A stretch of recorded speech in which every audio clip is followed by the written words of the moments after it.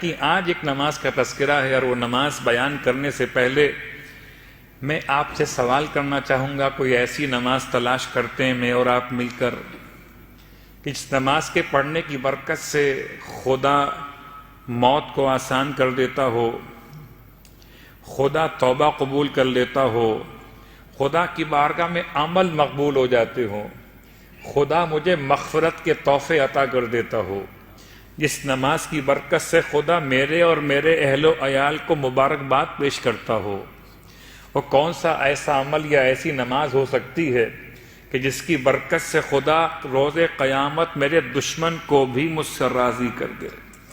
وہ کون سی ایسی نماز اور دعا ممکن ہو سکتی ہے جس کی برکت سے خدا میرے لیے دنیا اور آخرت کی روزی میں کشادگی پیدا دنیا اور آخرت کی روزی میں کشادگی پیدا کر دے؟ وہ کون سی نماز یا دعا ہو سکتی ہے جس کی برکت سے خدا میرے والدین کو بھی بخش دے اور ذریت کو بھی بخش دے؟ وہ کون سی ایسی دعا ہو سکتی ہے کہ خدا میرے لیے آسانیاں پیدا کر دے، کوئی مشکل نہ ہو؟ کون سی دعا ہو سکتی ہے جو میری موت کو آسان کر دے، روح نکلے مگر سختی قبض روح نہ ہو، یا سختی حالت نزا نہ ہو؟ وہ کون سی ایسی دعا یا نماز ہو سکتی ہے جس کی برکت سے فرشتہ موت کے ساتھ خود جبرائیل میرے سرہانے آ جائیں؟ تو کوئی ایسی دعا یا نماز ہے یا نہیں ہے؟ یا صرف میں نے خواب و خیال کی باتیں آپ تک پہنچائی ہیں؟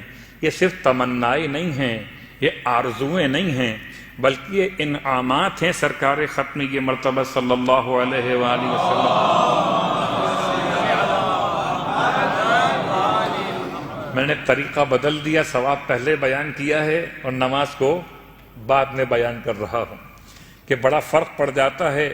جیسے مارکیٹنگ ہوتی ہے، دوا بعد میں دکھاتے ہیں، دوا کے فائدے پہلے بتاتے ہیں۔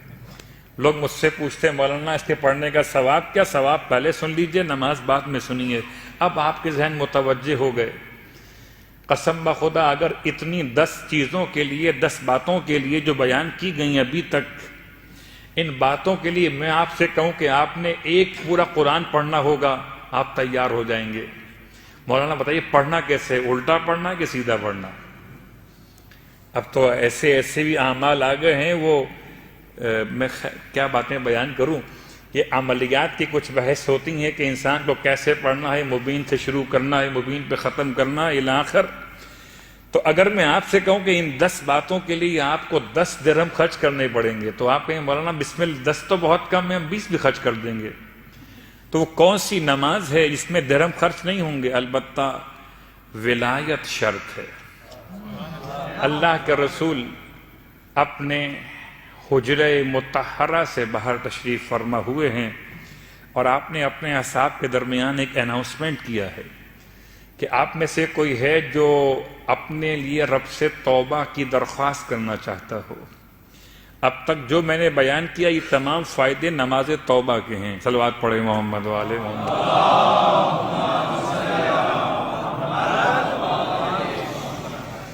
بہت ڈیپ میں جانے کے لیے تو پھر الگ الگ بحث کرنی پڑتی ہے۔ نماز عف، تو یہ عف کیا ہے؟ معافی۔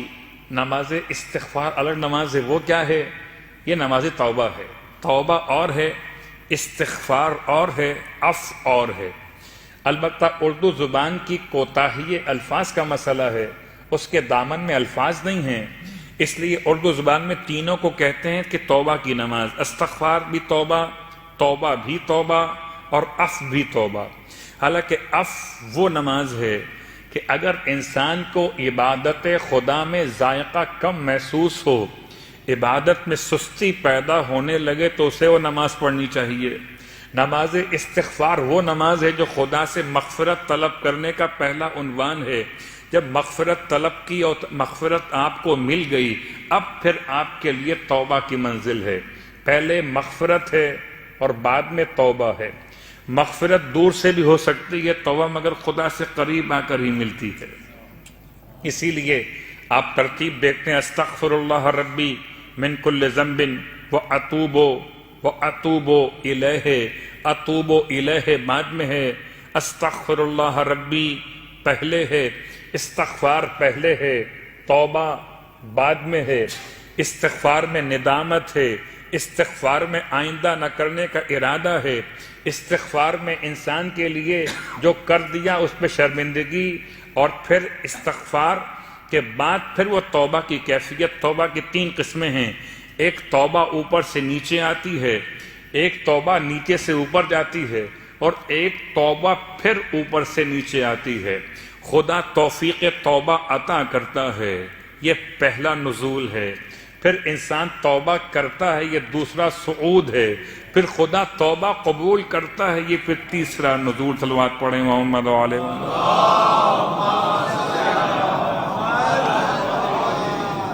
تو توبہ یک طرفہ مسئلہ نہیں ہے، ہو سکتا ہے استغفار یک طرفہ مسئلہ ہو، استغفر اللہ ربی واتوب الیہ، لیکن یہ غیر معصومین کی بات ہو رہی ہے، معصومین کی بارگاہ مقدس کی بات نہیں ہو رہی۔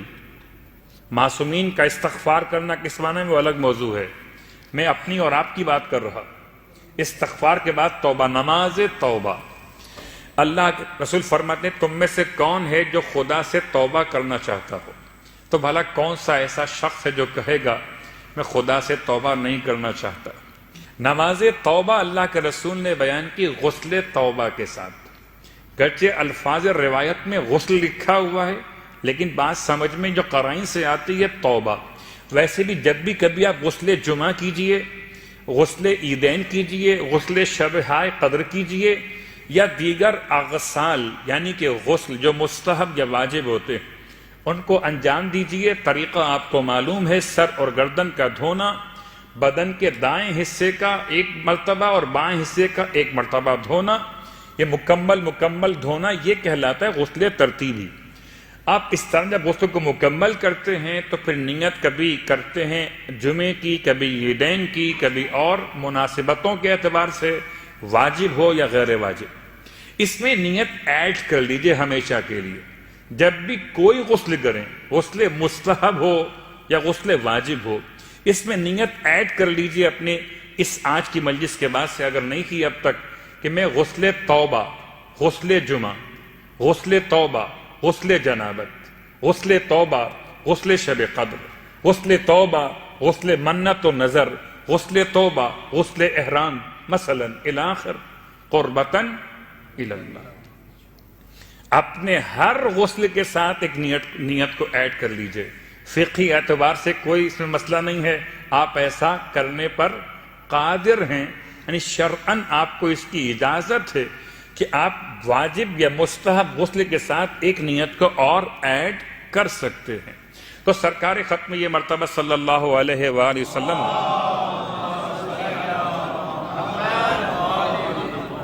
جو نماز بیان فرمائی، نماز توبہ، اس سے پہلے آپ نے غسل بیان کیا، غسل توبہ۔ ویسے بھی انسان کو چاہیے جب توبہ کرنے کے لیے آمادہ ہو جائے تو پہلے اپنے آپ کو پاک اور پاکیزہ کر لے۔ غسل کے بعد آپ فرماتے ہیں وضو بھی کرو۔ اس کا مطلب یہ روایت اس غسل کے بارے میں ہے جہاں غسل کفایت نہیں کر رہا وضو کی، یا کبھی کبھی ایسا ہو سکتا ہے کہ روایت کا جو مطمع نگاہ ہو یہ ہو کہ طہارت کاملہ منعقد کی جائے، تو غسل بھی کیا جائے اور وضو بھی کر لیا جائے۔ تو دونوں باتیں آپ نے بیان فرمائی، غسل کرو پھر وضو کرو، پھر 2 رکعت کر کے 4 رکعت نماز توبہ کی نیت سے قربتاً الی اللہ پڑھو۔ ہو سکتا ہے کہ کوئی یہاں سوال ذہن میں آئے، کیا میں اپنے والدین کی طرف سے پڑھ سکتا ہوں، اپنے بھائی بہن عزیز قریب اہلیہ بچوں کی طرف سے پڑھ سکتا ہوں؟ جواب، توبہ کا مسئلہ ویسے تو اپنا اپنا ہے، میری توبہ آپ کے کام نہیں آئے گی اور آپ کی توبہ میرے کام نہیں آئے گی، اس لیے کہ آپ کے معاملات خدا سے الگ ہیں، میں لفظ گناہ استعمال نہیں کر رہا، میرے معاملات اللہ سے الگ ہیں۔ لیکن پھر بھی اگر کوئی تمام کی طرف سے پڑھنا چاہے تو شرعاً گنجائش ہے۔ 2 رکعت نماز پھر 2 رکعت نماز۔ طریقہ، سورہ الحمد کے بعد 3 مرتبہ سورہ اخلاص اور 1 مرتبہ سورہ فلق اور سورہ ناس، 3 مرتبہ سورہ اخلاص اور 1 مرتبہ سورہ فلق، 1 مرتبہ سورہ ناس۔ یہ 4 رکعت نماز میں طریقہ بالکل سیم رہے گا، 2 رکعت کر کے نماز مکمل، نماز توبہ قربتاً الی اللہ۔ نماز کو مکمل کرنے کے بعد 70 مرتبہ استغفر اللہ ربی واتوب الیہ، استغفر اللہ ربی واتوب الیہ، استغفر اللہ ربی واتوب الیہ. اور اس کے بعد ایک مرتبہ ما شاء اللہ لا قوۃ الا باللہ العلی العظیم کے بعد ایک مرتبہ یا عزیز و یا غفار اغفر لی ذنوبی وذنوب جمیع المؤمنین والمؤمنات انہ لا یغفر الذنوب الا انت یا الا انت. آپ پورا پڑھ لیجئے. یہ جملہ ایک مرتبہ ادا کرنا ہے. یہ نماز کے تمام فائدے اللہ کے رسول نے ارشاد فرمائے. ذی قعدہ کا اتوار کا دن تھا جب اللہ کے رسول نے نماز کو بیان کیا تو اصحاب نے پوچھا یا رسول اللہ کیا ذی قعدہ کے اتوار کے علاوہ بھی اس نماز کو پڑھ سکتے ہیں؟ آپ نے فرمایا جب بھی پڑھنا چاہو ثواب اتنا ہی ملے گا، چاہے مہینہ کوئی بھی ہو اور دن کوئی بھی. تو شاید پورے سال میں کوئی اور اثر ہوتا ہو مجھ پر اور آپ پر توبہ کے عنوان کا، مگر ماہ رمضان میں تو سچی بات یہ ہے جتنا خدا سے قریب ہوتے ہیں. قریب کیوں ہوتے ہیں؟ کہ دنیا کی لذتوں سے دور ہوتے ہیں اور خدا سے قریب ہوتے ہیں.